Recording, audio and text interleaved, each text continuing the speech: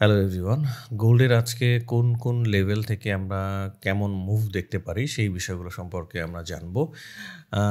আমরা এখন থেকে এই চ্যানেলে নতুন ভিডিওগুলো দেওয়া শুরু করব, অর্থাৎ ডেইলি অ্যানালাইসিসের ভিডিওগুলো এই চ্যানেলে এখন থেকে থাকবে এবং আমাদের পূর্বের যে চ্যানেলটা আছে সেখানে আপনারা ট্রেডিং রিলেটেড বিষয়গুলো শিখতে পারবেন। ওকে, তো ভিডিওটা শুরু করার আগে অবশ্যই একটা লাইক দিয়ে শুরু করবেন এবং যেহেতু নতুন চ্যানেল অবশ্যই চ্যানেলটা সাবস্ক্রাইব করে রাখবেন।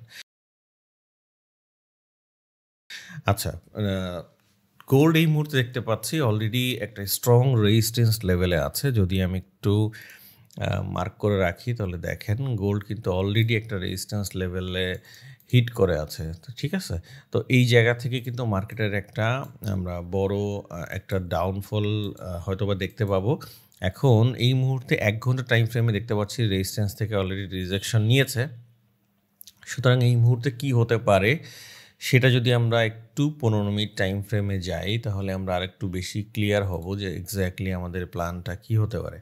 তো দেখেন অলরেডি যেহেতু রেজিস্ট্যান্স লেভেল থেকে রিজেকশন নিয়েছে, এই জায়গায় ছোট আর একটা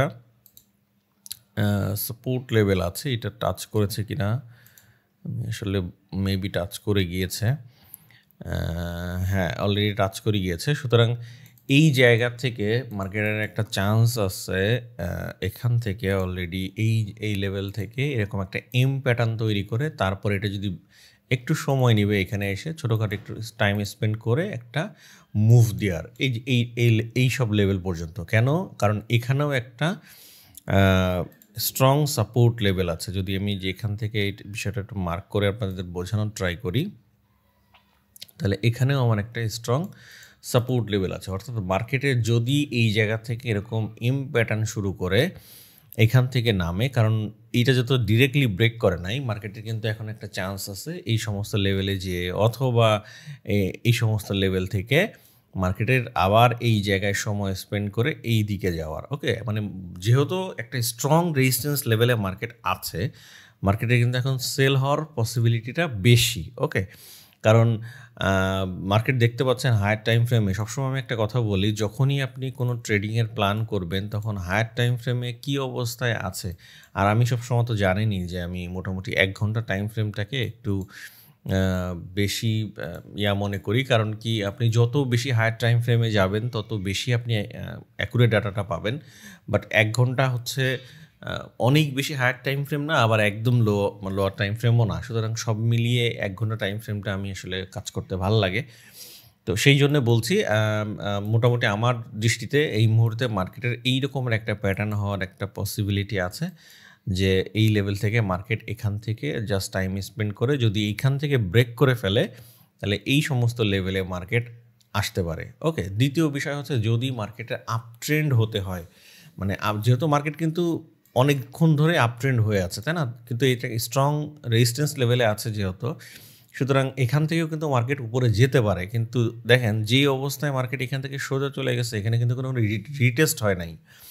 উইদাউট রিটেস্টেই কিন্তু মার্কেট এই যে এতটা মুভ দিয়ে ফেলছে। অর্থাৎ যদি আমি একটু ফিবোনাচিটা ধরি, দেখেন এই জায়গার থেকে শুরু করে এই পর্যন্ত, এইখান থেকে এই পর্যন্ত যদি আমি করি তাহলে দেখেন অ্যাটলিস্ট আমার মানে আপ ট্রেন্ড হতে হলে এই সমস্ত এরিয়ার থেকে মার্কেটের আবার মুভ হয়ে যাওয়ার কথা। হ্যাঁ, তো সেই অনুপাতে মার্কেটের যেহেতু একটা স্ট্রং রেজিস্ট্যান্স লেভেলে এই মুহূর্তে আছে, মার্কেটের এই সমস্ত লেভেল থেকে এই ধরনের লেভেলে এসে তারপরে যদি এখান থেকে কোনো একটা প্যাটার্ন তৈরি করে বাইংয়ের ক্ষেত্রে, তখন আমরা বাইয়ের চিন্তা করতে পারি। কিন্তু এই মুহূর্তে মার্কেটের একটা সেলিং প্যাটার্নের মধ্যে আছে বা স্ট্রং রেজিস্ট্যান্স লেভেলে আছে।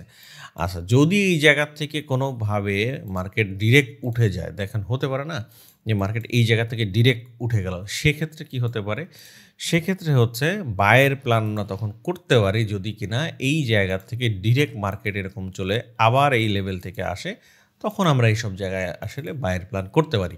তবে এই মুহূর্তে আমি মার্কেটের স্ট্রাকচার যেরকম দেখতে পাচ্ছি, মার্কেট বেশ বড়সড় একটা মুভ নেওয়া উইদাউট মানে কোনো রকমের কোনো রিজেকশন নেয়নি বা কোনো হচ্ছে কারেকশনের যে যাওয়ার দরকার মার্কেটে সেরকম কিন্তু নাই।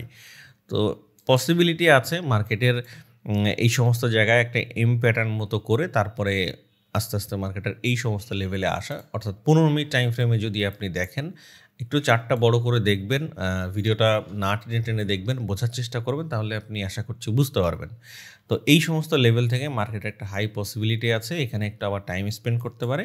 সেকেন্ডারি লেভেল, তাহলে লেভেলগুলো যদি একটু বলে দিই, ধরেন প্রথমত এই যে 4232 থেকে 4228 এই লেভেলটা ব্রেক করলে আই থিঙ্ক সম্ভাবনা আছে এই যে উইকটা দিছে এখানে একটু মানে এর নিচে একবার একটু আসার একটা হাই চান্স, এবং এই যে লেভেলটা অর্থাৎ 4202 থেকে 4193 এই লেভেলের দিকে মার্কেটের আসার হাই একটা পসিবিলিটি আছে। ওকে, তো আশা করছি আপনারা যখন ট্রেড করবেন তখন অবভিয়াসলি আপনাদের সিস্টেম অনুযায়ী আপনার প্যাটার্ন যদি তৈরি হয়, আপনার সেট আপ যদি তৈরি হয়, সেক্ষেত্রে আপনি আসলে এন্ট্রি নেওয়ার চেষ্টা করবেন, আদারওয়াইজ কিন্তু আপনি প্রবলেমে পড়তে পারেন। এবং সবসময় আমি একটা কথা বলি, আপনার ব্যালেন্স অনুযায়ী আপনার যেই অ্যামাউন্টটা আছে ওইটার মধ্যেই বেস্ট মানি ম্যানেজমেন্ট করে তারপরে আপনাকে এন্ট্রি এক্সিকিউট নিতে হবে। কারণ কি, আপনার $100 ব্যালেন্স আপনি যদি 10 সেন্টে এন্ট্রি নেন তাহলে কিন্তু আপনি এই মার্কেটে টিকে থাকতে পারবেন না। ওকে, ব্যালেন্স ছোট হলে সেই অনুপাতে ছোট নিতে হবে, তাহলে আপনি ঘামবেন না, আপনার কষ্ট হবে না, আপনার টেনশন হবে না, আপনি রিল্যাক্সে ট্রেড করতে পারবেন। ট্রেড রিল্যাক্সের জিনিস, তাড়াহুড়ার জিনিস না। ওকে, যাই হোক, আশা করছি বিষয়টা বুঝতে পারছেন। তারপরে যদি কোনো প্রবলেম থাকে অবশ্যই কমেন্টে জানাবেন। আর নিচে টেলিগ্রামের লিঙ্ক দেওয়া আছে, যদি আপনি আমাদের চ্যানেলে জয়েন না থাকেন অবশ্যই জয়েন থাকবেন। আমরা মার্কেটের বিভিন্ন বিষয়ে আমাদের চ্যানেলে আপডেট দিয়ে থাকি। তো আজকে এই পর্যন্তই, দেখা হবে আগামীকাল ইনশাল্লাহ সকালে। আসসালামু আলাইকুম।